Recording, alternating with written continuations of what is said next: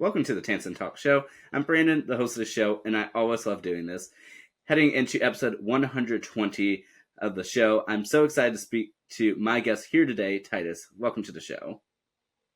Hello, thank you, Brandon, for having me here.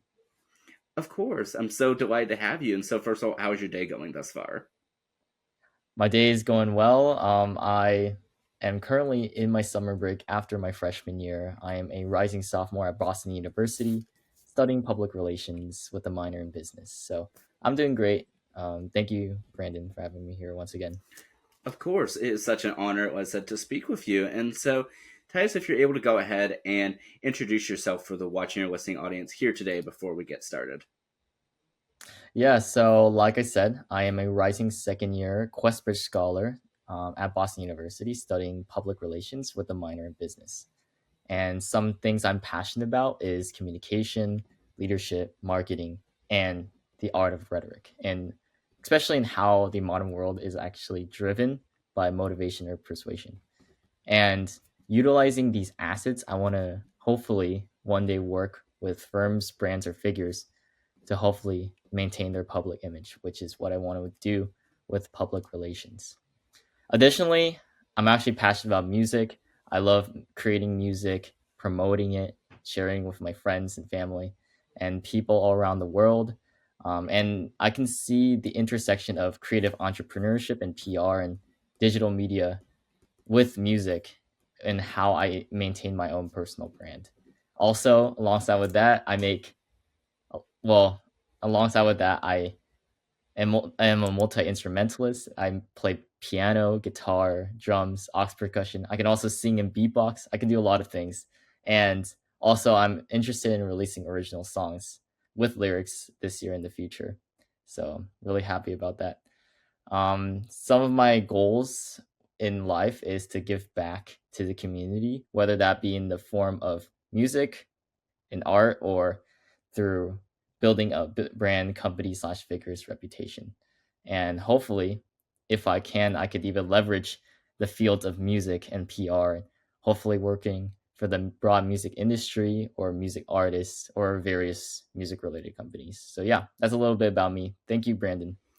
That's so exciting. And first of all, congratulations on finishing your first year of college. Yeah, thank you so much. It's been a lot. It's been an adventure for me being away from my parents for the first time. So it's good to be back here home, and just reflecting on the past. So Yeah, I'm so excited, like I said, to hear everything and to really dive into your story, everything from your music to public relations and even the art of rhetoric. yeah, But yeah, like I said, I'm so excited to dive into your story, and so I did want to actually start with, so what started your interest in communication? good question. So throughout high school, I was more interested in STEM actually. I was actually a math kid. I really enjoyed math in high school. I was in the math team. And growing up, actually, all throughout my life, math was my favorite subject. I despised ELA and social studies and anything that requires reading and writing because I wasn't as good at it throughout my life. But until high school, where I started to see who I was as a person and my identity and my personality, and when I started realizing I'm this socially confident person alongside someone who's passionate and someone who has these interpersonal skills and someone who wants to tell stories, I started enjoying ELA and history a little bit more, especially through junior year, where I took this class called IB Language and Literature, and it's where I explored different elements of like literature, not just like reading old books, but um, like analyzing literature through rap, through poetry, through other aspects, through podcasts even. And it's so cool to see how there's so many different forms of communication, forms of stories that are being told other than old books that I wasn't really interested in growing up. But it's actually this one module in this language and literature class, and it was about Julius Caesar, um, by William Shakespeare. And we analyzed the play, we analyzed the tragedy, and it was really cool to see the different literary devices that are being used in this play. And the one thing actually that stood out was what I mentioned earlier about the art of rhetoric. And it's how the different characters persuaded each other to do something. And it's actually so fascinating because, um, especially with, there's this one part where it's this character named Mark Antony, and he gives a speech to a bunch of Roman citizens to persuade them um, about how the people who killed Julius Caesar are bad or something. And when I analyzed that for the first time, I learned about the pathos, ethos, and logos, learned how to appeal to emotion, appeal to credibility, and appeal to logic. And it's these three things that I actually got so passionate about because I just thought it was so interesting to see how words, as simple, like, as simple as just saying something in a specific way, can persuade people, um like their public perception of someone. And this is actually a contribution to why I chose public relations as a major, is because of this one aspect. And I thought it was so interesting, and I never thought about it this way. And I'm also a part of the speech and debate club at my high school, and so I also kind of saw an intersection of how the art of rhetoric kind of ties in with speech and debate and other forms of communication. And then eventually, as I was thinking, after this class ended, language and literature, after I just reflected a lot, I realized the art of rhetoric applies with like all aspects of communication, whether that be written or spoken, or even like through images. Like images can evoke some sort of rhetoric or message, or like some agenda. Like even like politics or news can even have a sense of rhetoric inside of it. So I thought this was so interesting. Although I am a math guy, fortunately, this is actually fun fact about me is, during my senior year, I actually placed first in the nation at the Mu Alpha Theta National Convention, and it's about me giving a oral presentation about math rather than taking the test about math, because I was like okay at it, but I wasn't the best at it compared to my peers. But what I was good at was giving speeches. And so I was able to do this thing called Chalk Talk, and it's where you do an oral presentation about math using a whiteboard, and to give a problem like this scenario and then find a solution behind it by like showcasing a speech that revolving around it. And so in this one in particular for senior year, I actually utilized some form of rhetoric, which it was pretty cool because in the end of the chalk talk, I I put a rhetorical question in there to appeal to the audience about what I'm saying and trying to persuade them about my message. And it actually ended up working, and the judges absolutely loved me for that, and I ended up getting first place because of that. And so, yeah, looking back, I'm really grateful for how everything turned out throughout high school, and now in college. I really wanted to keep going with this aspect of public relations and how public perception can be persuaded through rhetoric, through different forms of just communication, whether that be social media, through written, through spoken, through anything. It's so cool to see how it all ties together. So yeah. That is so exciting, and massive congratulations on getting first. I mean, that's outstanding.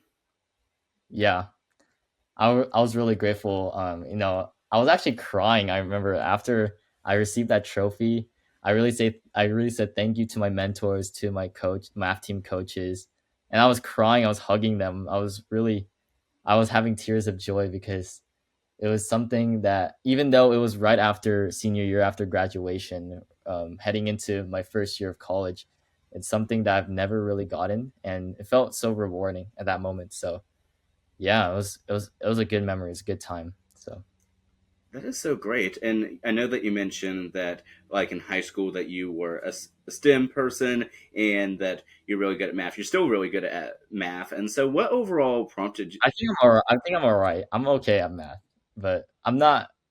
like passionate about it. I would say I was good, but I'm not as passionate as it anymore as with what I'm studying right now. So yeah. I 100% understand that. And so, what made you decide to be a communication major? So to to answer that question, I already kind of answered it through my junior year anecdote, but at the same time, I actually wanted to take a break from STEM. I mean, I've been doing math and science for pretty much all throughout first grade to now. So I think it's about time to take a break from STEM and dive deep more into like, humanities. Well, not necessarily humanities, but like communication, which and communications with business actually, because I actually thought my major related with marketing a little bit, where PR is more related to the overall image of the brand or firm, while marketing is more focused on the products they are selling to the customers, which I thought those tie in together. So that's why I added a minor in business pretty recently and took a business class as well. And it really challenged me. A lot of these concepts were new to me, but ended up making sense to me at first because a lot of it was common sense. A lot of things I learned in that class, I really got and grasped and got the intuition down. And so, to really answer your question about why I chose communications out of all things, like why not a business major, why business minor, I just thought it fit with my personality as someone who is socially confident. As a lot of people say, I'm enthusiastic, outgoing. I have strong interpersonal skills. I wanted to leverage those things and ensure that whatever I'm studying is tied to my strengths and not my weaknesses. Although I could have studied like something like mathematics, something I would say that I was good at, all throughout my life. However, it was something that I didn't want to do because I wasn't passionate at it.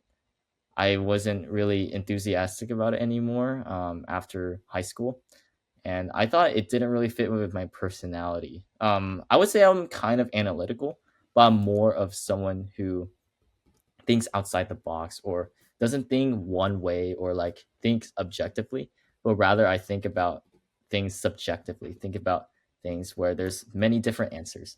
And that's why I really want to tie in with like, PR and business because I feel like there are many answers, not just one. Whereas that's with like math or science. So yeah, that's why I studied communications today and hopefully that answers your question. So Oh, it absolutely does. And I really like what you're saying about your personality and being socially confident and wanting to do something within that sphere, and that you're also very analytical and you think outside the box, which I think is so interesting because oftentimes people may think that that is are two different things. But I think that works so hand in hand, and that not every communication has to be the cookie cutter one. That sometimes it's just that creative spark that we have that's unique to us. yeah, absolutely. Yeah, and so I did want to ask too. So when you were applying to colleges for communication, how many different colleges did you consider, and when did you figure out that your university was the right one? So, so a little bit of a backstory about my college application journey. I said earlier that I am a Questbridge scholar, so I ended up matching to BU with a full scholarship. That includes room, tuition, food, and a bunch of other stuff like expenses being covered. Like I got a lot of refunds for my plane tickets, and yeah, BU is a really expensive school, but I ended up applying and getting in for free. It was actually not my first choice. In fact, I actually wanted to go to USC. That was my dream school for like a couple of years, and I actually wanted to go to their communication school. And not just that, I was thinking of dual degreeing in communications and music. I was also interested in being a music major at the time as well, because I was so passionate about it that I wanted to keep doing it, and so I thought I would see myself doing both communications and music at USC. And I also thought the same with like other schools. Like I also put like Northwestern on there. I put Brown. and somehow I put Johns Hopkins for some reason, and then for fun I put Stanford and MIT, but I knew those weren't good fits for me, but I applied for there for fun. And then lastly, I put BU because my mom actually told me to. I originally didn't think BU was a good fit for me, and considering how far away from like where I am from, because I'm from Seattle and BU's in Boston, so I thought going from west to east coast was inconvenient. But now I think about it, now looking back, I think it's actually feasible to go from west to east coast now. It's actually not that bad. Now I realize it. But yeah, after applying to the Questbridge application, which it actually started junior year, there was this thing called the College Prep Scholars Program for Questbridge, and I applied to that, and I ended up getting in, and it's like a 23% acceptance rate. And I became a college prep scholar, which is like an award that I can put on my resume and my college apps, which I ended up doing. And then I also got a jump start for my actual Questbridge application for the national college match. And so I ended up applying pretty early and submitted my application in September. And then in October, I got back with notifying that I became a finalist for Questbridge. And because of that, now I have a chance to get a full scholarship. At the time, like I didn't think this was possible, and I didn't think I was gonna become a Questbridge scholar. But yeah, and then eventually I started ranking the schools I wanted to get into, and then after that, I submitted the applications early by November 1st, and then waited a month until December 1st, where that's what's considered match day for us Questbridge students. And once I opened that application, a lot of confetti came up and said congratulations in bold words. And then yeah, I ended up seeing that I got into Boston University with a full scholarship, and I was so proud of myself for this achievement. I actually had my mom with me here, and I recorded a video of me getting in, and I wasn't crying, but I was just shocked in the moment by the fact that I have a full scholarship to a top university like BU. And yeah, and that's basically what happened. That's why I'm here at BU today and studying PR and business. And yeah, that's my journey. Well, that's so outstanding, and congratulations again on being able to achieve that. I mean, that's just so outstanding. Yeah, thank you. It was definitely like my math team coach always said it's the journey, not the destination. And so looking back at the journey, it's so significant more than me getting to be with a full scholarship. Like seeing how it all played out since junior year until December 1st. Like it was truly a journey for real. That is so great. And I did want to ask, overall, how was your first year at BU? Have you enjoyed it, and how did it feel being able to be on your own for the first time while also, yeah, studying communication and then adding on a minor and everything in between? Yeah. So for my first year, I actually was recently reflecting on this.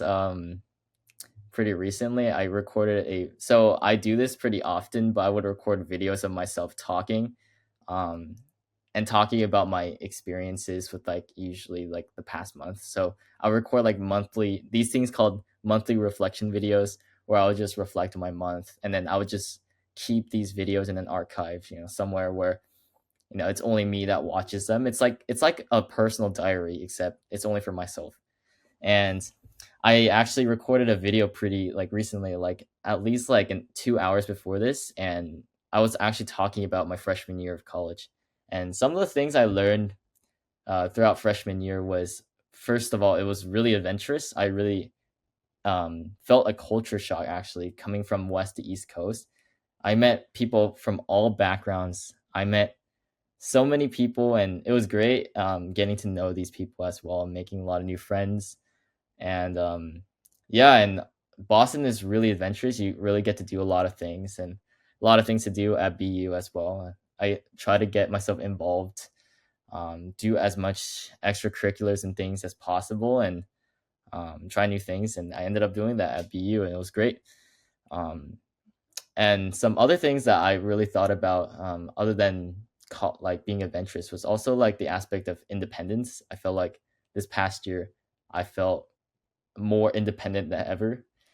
being that I'm away from my parents for the first time for an extended amount of time. And first, I kind of felt liberated because being under my parents' radar, I felt a little more restricted with whatever I had to do. And so I ended up having more freedom, coming into college, where obviously I didn't abuse that at certain points, but I ended up liking it because it got me just time to think about what I want to do in life. And not having my parents there means I don't have to ask my parents for permission to do things. I just end up doing things myself based on whether I feel like it or not. And I ended up liking that independence. Although there's times where I did feel homesick, like everyone says, but you eventually get over it. That's what everyone says, and that's what happened to me. I ended up getting over it as well. Um, and so the independence part was really important for me because it helped me grow as a person. As I'm like, this is like my first year in adulthood. I really learned how to be an adult in college for sure. Other than being adventurous and being independent, I also learned how to embrace challenges and learn how to move on from things. There's times when things didn't work out the way I wanted to, and in college, that's gonna happen inevitably, and it can happen academically in relationships or whatever. But I just ended up building calluses in my brain, as you call it. This is an interesting metaphor to describe how I build this mental toughness each time I face a challenge, and I can be able to move on from it because it helps me grow more as a person. It might hurt at first, but it'll help me to grow more as a person. Whether that's facing a challenge academically, which I definitely faced, and also with relationships, where if someone hurt me, I can like help like move on from that. All these type of things, it definitely builds mental toughness. Alongside with that, yeah, I've definitely also, alongside with the things I've talked about, I've also grown more professionally. I learned how LinkedIn works. I built my LinkedIn account, I think somewhere back in like the fall. I don't remember when, probably in like November or something. And now I reached above 500 connections. So I thought that was pretty cool. Um, I also, yeah, I learned how to do interviews, learned how to be professional, just separating my personal and professional self, knowing how to do that. Also learning how resumes work, how jobs work, how the job market works, what happens after college. I learned all that, where if I were to ask and let me know about these things like a year ago, I would have been so naive and not really know any of these things. So I feel like my post freshman year self could really educate myself, um, like when I was like still applying for colleges. So yeah, that's like what I've learned in college, and I feel like I'm still learning. As I get into my sophomore year, I feel like I'm gonna learn even more things. And yeah, and hopefully to tell more stories in the future. So yeah. That's so amazing. And I believe that there's so much to dive into from what you were just saying, but just to highlight a few things. I know that you said that you record these monthly reflections for yourself, and I think that's just amazing, and I think is so important for us to do. I know for myself, I do mini vlogs that I record every once in a while, especially when I'm busy, when I may not have time to per se enjoy the moment in present day, that I can look back one day and say, oh, hey, that's what I was doing in that grade or with that year or that production. And I'm so glad that you are able to do that for yourself and that you recorded it not that long ago. Yeah, it was actually pretty recently, like today. And I also recorded one like before I left my dorm room, just reflecting on the present moment. Because when I look back at these moments when I'm older, it's like I'm like super grateful that I did, because these are moments that I'll never get back. And like college at the end of the day. Another thing I wanted to add on top of like what I've learned in college is that time goes by so quickly, and college is like it's like the one time in my life where it's like so different than if I'm like myself in like career wise, once I graduate college and go on into the workforce. That life is going to be so stagnant until I retire. And so like college is such a unique time in my life that I wanted to document it one video at a time, whether that be through reflection videos or taking pictures and no, and even journaling. I've really gotten into journaling pretty recently and writing down my thoughts and writing down um, everything I've learned. And I think it's so good to document these things in the present moment because once it's gone, it's gone. It's only the past. Yeah, that's about it. It's gone. So yeah. Well, now in addition to all of that, you're also going to have this podcast to look back on. Oh yeah, absolutely.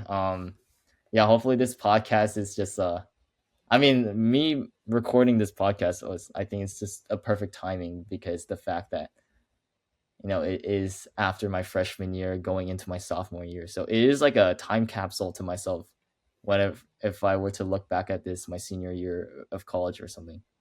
So, Yeah, I certainly think that that would be amazing, and I'd definitely love for us to let's speak a little bit about that as we continue on. But I did want to hear about some of your other interests as well. Like you have a deep passion in music. I would love to hear all about that.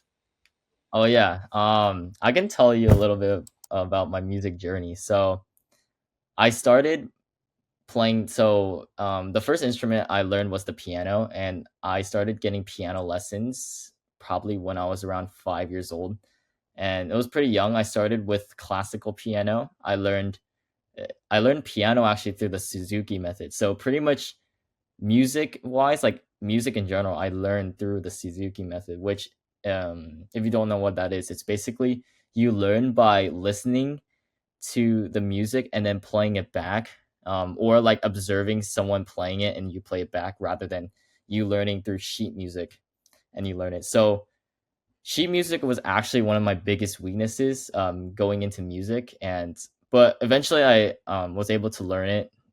Throughout my musical journey, I was able to learn sheet music and get good at it. But at first, I wasn't as good. I was only good at just listening to something and then playing it back. So that actually developed my skill of absolute pitch, or some people might refer to it as perfect pitch, but I don't consider it perfect pitch. But it's where like you hear a note and you know what note it is, and so you can utilize that to like learn something really quick, or even like reharmonize, or just identify chords too. It's really cool, and it really tied into the aspect of me creating music. Um, but yeah, so I learned piano, and then eventually I learned the drums somewhere around the first grade, and I got lessons like briefly, but then eventually I started self teaching myself until the sixth grade, where I joined the band, the concert band, and I joined percussion. Well, I was a trumpet player first semester, and then I switched to like percussion, and I also like that's where I started learning a lot of sheet music because sheet music is pretty much mandated in concert band. So I really learned sheet music at that time.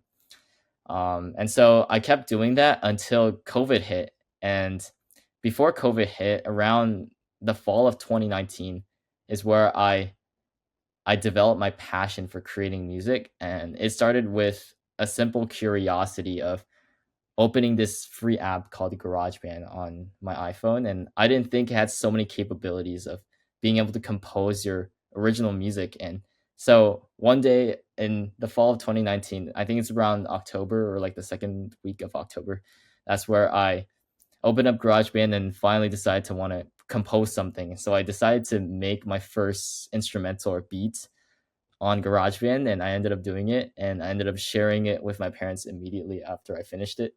And they like said they said they loved it, and I thought it was the best thing I created. When looking back, it's the worst thing I created, but that's just how it is. When you create things at first, you are so proud of it. And like being like original and creating things, it's like so rewarding. That's like one of the most rewarding things. It's like when you come up with something from your own head and you execute it and then you show it to people. It's like it feels so rewarding. And so I kept doing that for months until COVID hit, and then I got really serious with music production, that I switched to the computer, and a friend showed me this digital audio workstation called FL Studio, and that's where I got my hands on that for the next 6 months with my friend's account. And until around October of that year, I got my own account for myself, and then that's where I started making music with my own account on FL Studio. So yeah, it's been good. And but then also at that same time, I also my half brother who was living with me at that time during COVID, he encouraged me to release my music on SoundCloud, and so I did. And then eventually, I created a YouTube channel and started posting my stuff on Instagram and trying to be more public with how I create music, making it an identity of my own.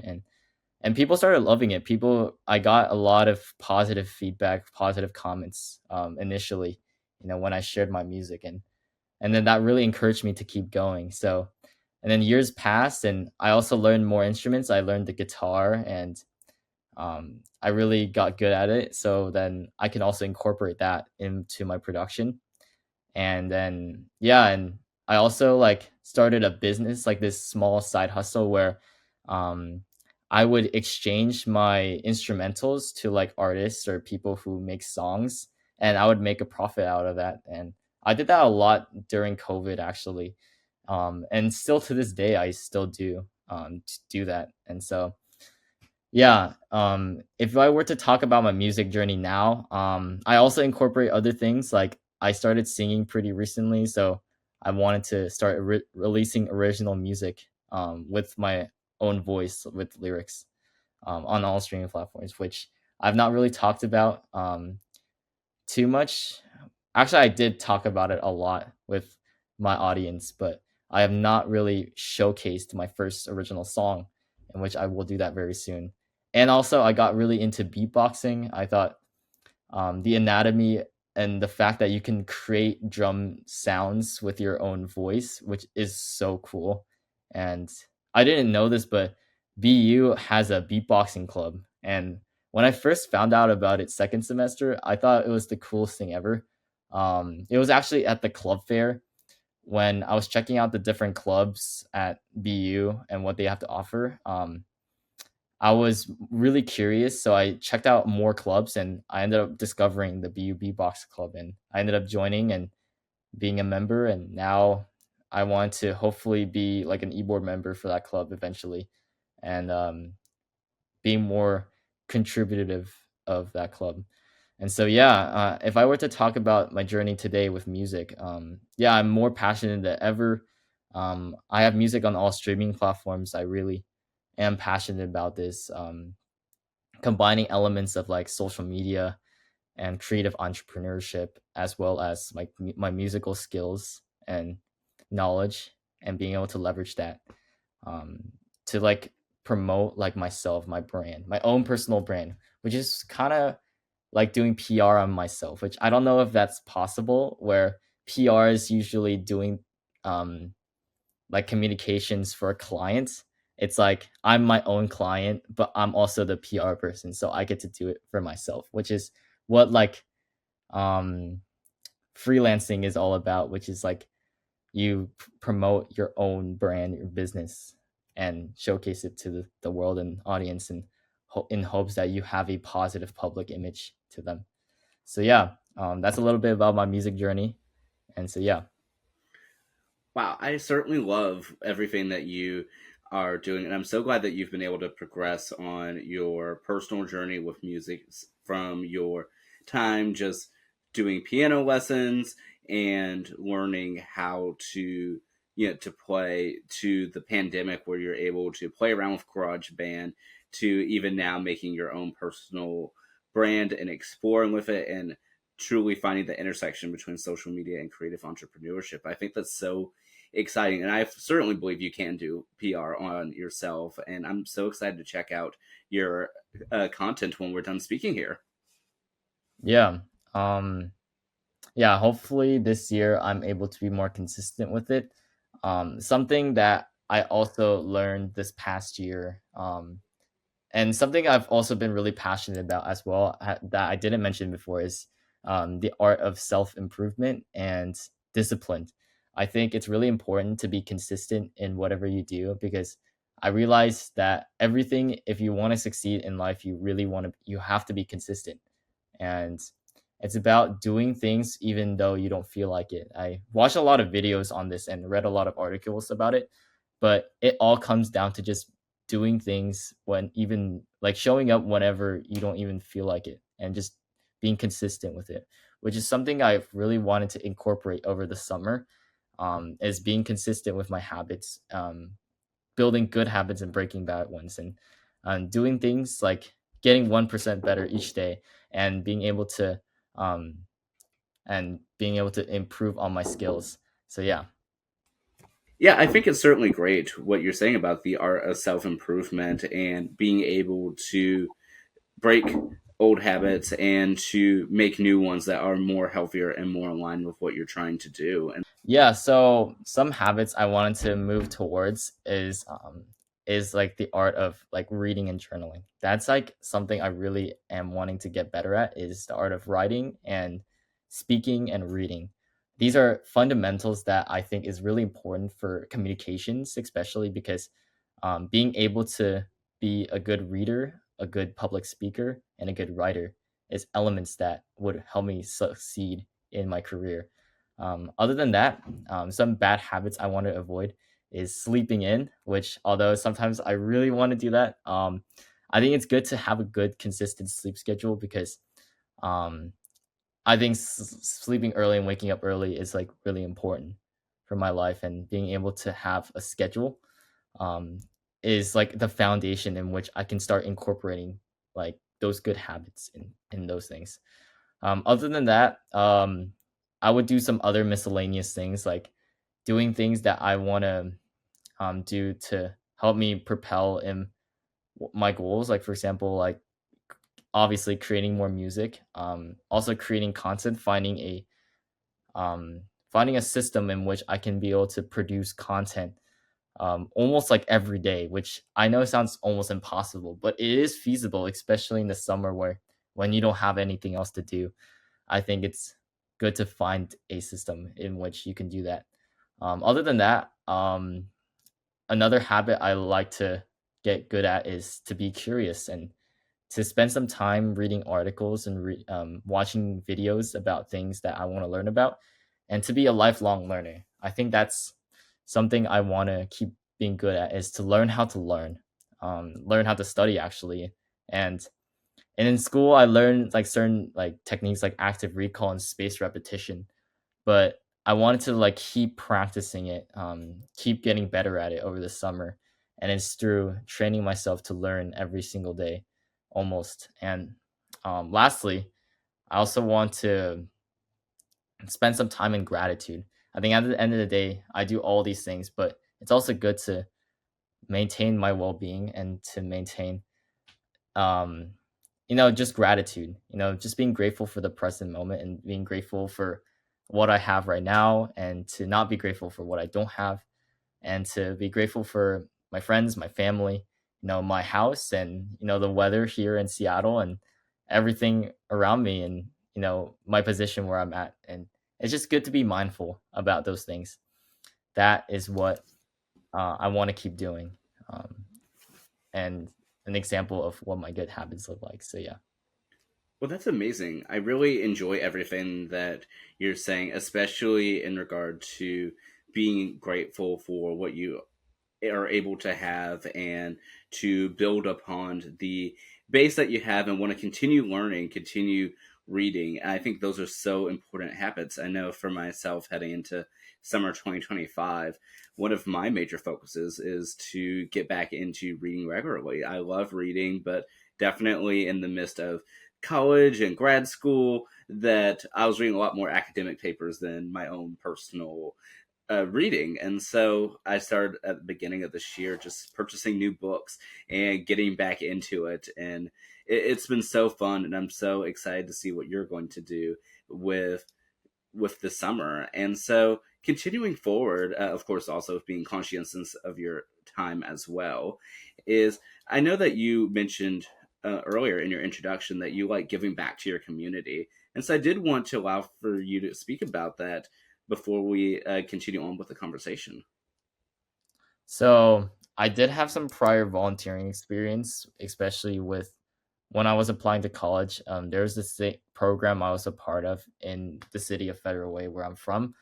It's like a suburb of Seattle, and it's like this opportunity for me to volunteer in many different ways, including picking up trash within my city's sidewalks and streets, or tutoring at my local library, or even tutoring at this Korean school, which I'm actually Korean, by the way. And so being able to teach, the next generation, or help out the main teacher, with like Korean lessons and games, and even like learning about the culture itself. I thought it's so fascinating, and I was able to garner 250 plus hours of community service combined with all these things, and that got me the gold presidential's award, I think, for community service, and I got it from the city of Federal Way officially, and I was able to put that on my college application, and it's still on my resume as of today. So yeah, I really saw the benefits of serving the community, because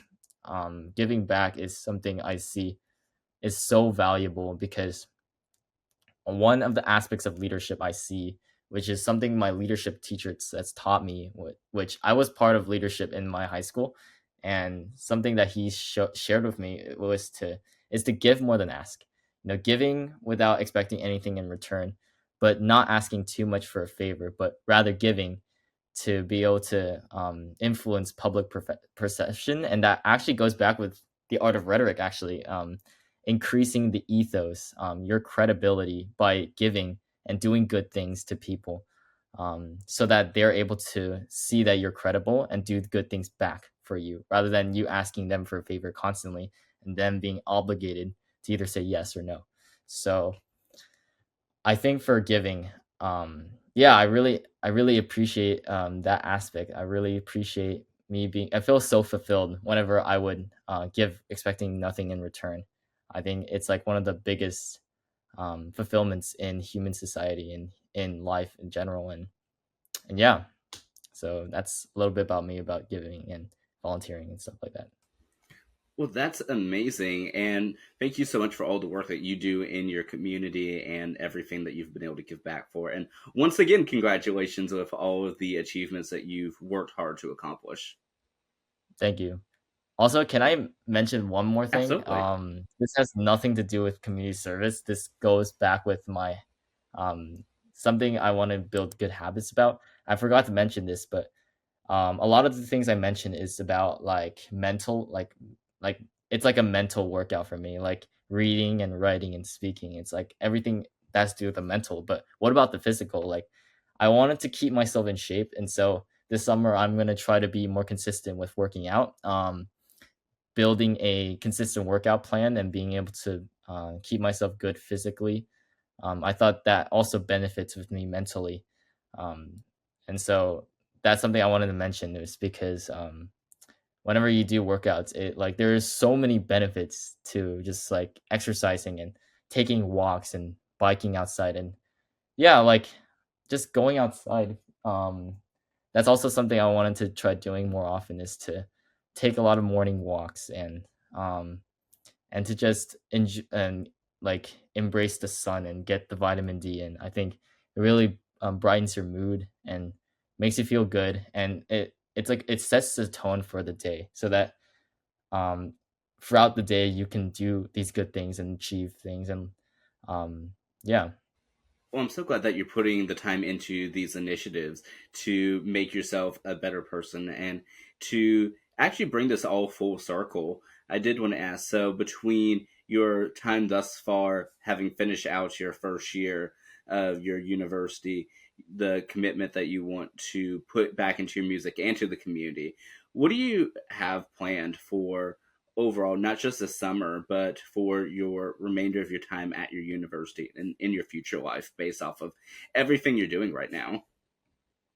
Yeah, so hopefully at BU, I can serve through various leadership positions. I was very fortunate enough that in PRSSA, um, I got this position where I'm the co-president slash co-agency director at this sub committee called Unleash PR, a part of PRSSA, and I'm gonna be working with this other person and to direct, everyone of this committee. And I'm really, really grateful that I got this position because it will definitely challenge me, but help me grow in new ways throughout next year. Alongside with that, I also got the PR and social media head for this other club I'm part of at BU called the Songwriter Circle Club. And I hope to keep producing content and to keep increasing the public perception of this club because it is a fairly new club and I want more people to know about this club as I'm really passionate about songwriting and music. I wanted to share it with the world and Boston University. So yeah, other than that, I also wanted to be more involved, try to join new clubs, and I was also considering joining a cappella because I thought it would really benefit with my singing and beatboxing. That would be really beneficial for me, in the future. Alongside with that, I wanted to just keep doing what I'm doing, keeping building these good habits, and also to explore and try new things throughout my next 3 years at Boston University. Also, like since the new incoming class of 2029 is coming, as well as the people in the future, whoever is coming to BU in the future, the underclassmen. I wanted to be a mentor for them, and it's gonna be a new experience considering I was the youngest in my class, or the youngest class of BU, but now I'm going to be the second youngest class, being able to mentor the freshmen, and I'm really excited to do that. I also was considering running for an e-board position for the Questbridge Scholars Network at BU, because as someone who isn't first generation but is low income, I do see the importance of this nonprofit Questbridge and whatever they're doing, their initiatives to support, you know, these people to make college affordable for everyone, especially these top colleges to bright students. And so I'm really grateful to be part of the Questbridge Scholars Network, and I hope to keep pouring into that, as for the foreseeable future. So, other than that, yeah, I just wanted to keep doing a lot of leadership positions and also keep taking classes that intrigue me. I'm really excited for the classes I registered for this upcoming semester. I'm taking Intro to PR finally, so I am taking my first PR class. I'm also taking another communication writing class and also taking some electives like Holocaust and film, which I thought was super cool and actually fulfill some hub units for me to graduate. And I am also taking some more business classes to help me further with my business minor. So yeah, that's what I hope to do in the foreseeable future. Well, those certainly sound like amazing plans, and I definitely wish you the absolute best in fulfilling them. And I know that you will accomplish them strong as you have finished out this first year strong, and I know you'll enter into these next years confident. Yeah, thank you. Of course. And as I said before, I do want to be conscientious of your time. And so I did want to ask, is there anything else that we haven't had a chance to mention yet that you want to highlight, or even questions for me while we're speaking? Yeah, I actually wanted to highlight something I did that's related to PR in my freshman year. There's this thing that PR Lab hosts at BU, which is this like organization at Boston University who it's like they do like real client work for like clients in the local Boston region. And they had this event called Pro Bono, which is like this overnight hackathon with of public relations and advertising work to create tangible deliveries for nonprofit organizations in the Boston area. And so I was fortunate enough to develop a PR plan with other people for this nonprofit called LBFE Boston, Little Brothers Friends of the Elderly. And this organization, nonprofit, a little background about it, it strives to prevent social isolation among older Bostonians. And for me, personally, with other people, actually, for me personally, I assisted to social media tangibles and I created promotional graphics on Canva, specifically. Um, and I was able to do that, and with alongside other people, we produced approximately 1,200 hours of work, which is worth around $175,000 at market rate, which is the whole like team of pro bono people. And it's this overnight event, which I actually pulled an all nighter, which I did not expect an event to be like that. But it was definitely an experience and helped me to really grow professionally and to meet like actual clients in the Boston region and really sharpen my mind of PR. So yeah, Well, that's a great experience. I'm so glad that you were able to do that and give that to the community. yeah, absolutely.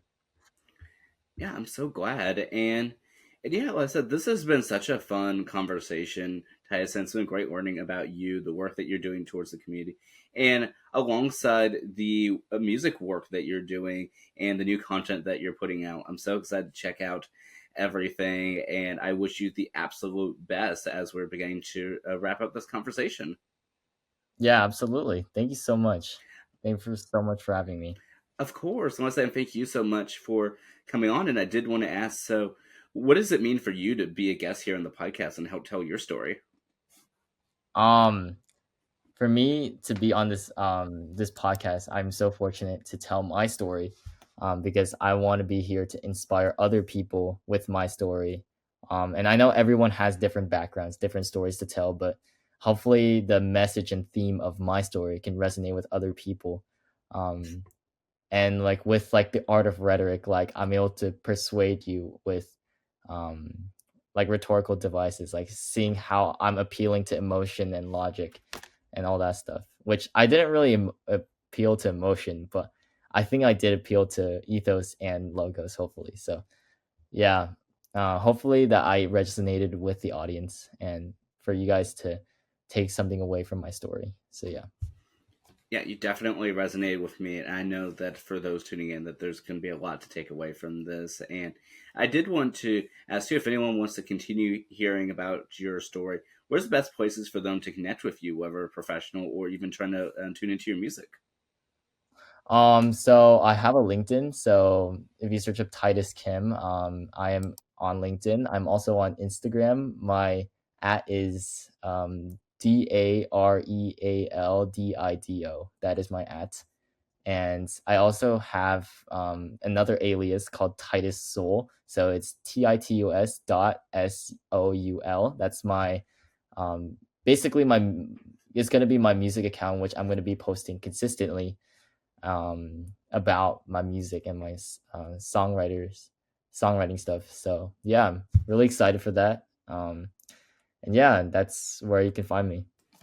That's amazing. And before I get into the final question, I did actually want to ask, since I know that you said you're a big fan of reflections and having something to look back at. So about a month from now, in June 2025, when this goes out, what would you want to hear from yourself? Do you have a message for yourself a month from now, or whenever you watch this in the future? I'll message myself from a month from now. Well, in a month from now, it's actually gonna be my birthday, and I'm gonna be officially turning 19. So it's almost like a birthday gift for me to hear myself talk and to share my story about who I am throughout my life. And I just wanted to say myself, as I reached 19, that I'm like super grateful that I lived this long, and I'm super grateful that I am now like learning who I am as a person and learning what my passions are and how I can strive to achieve those things one step at a time, and to keep an open mind and to be curious about everything, um, and to also build calluses in your brain, build mental strength, um, as challenges may face arise and face towards me. I can be able to jump past those obstacles. So yeah. That's amazing, and happy early birthday. Yeah, thank you so much. Thank you so much. Of course. And last but certainly not least, I'll allow for you to go ahead and close out this episode, this 10th season of the podcast, by leaving with whatever be a life lesson, inspirational thought, favorite quote, or whatever the case may be. The floor is all your Titus. Take it away. Absolutely. Yeah, I would like to say some advice. Yeah, honestly, I think the biggest advice I could really say with me is giving more than asking. I really resonated with that quote from my leadership teacher pretty recently, especially how that can really bring joy in other people and really bring your public perception. Um, like by giving more than asking. That's like really what true leadership is, and that does stem in with public relations and business. So it really applies in all aspects, like personally and professionally. Another thing is just like, yeah, just being more like curious, open minded, and just embracing new things, like trying new things. I thought like being adventurous. I think that's like something that I've really emphasized to many people, to try new things. It's because like you only have one life, and you really need to just, you never know what you really love until you try it. And so I really wanted to emphasize by trying new things and to be adventurous and to go out there in the world and see what you truly love. Another thing is, at the end of the day, it's the journey, not the destination. That's what my math team coach always said to me, and it's my favorite quote of all time, because it really stood out by the fact that even after everything's done, we only look back at the past and look at how we got to what we are right now, and like the destination. And the destination wouldn't be like so significant if it wasn't for the journey. So that quote really stood out to me. And I hope that, the audience that's listening to this really takes away from that quote. It's the journey, not the destination. So yeah, I would like to close off this podcast officially, and yeah. That's amazing. For those tuning in, thank you so much, as always, for tuning in to the Tansson Talk Show. I always appreciate your support. We're always going to be here telling the stories of others and bring people together. I'll see you next time, friends. Take care.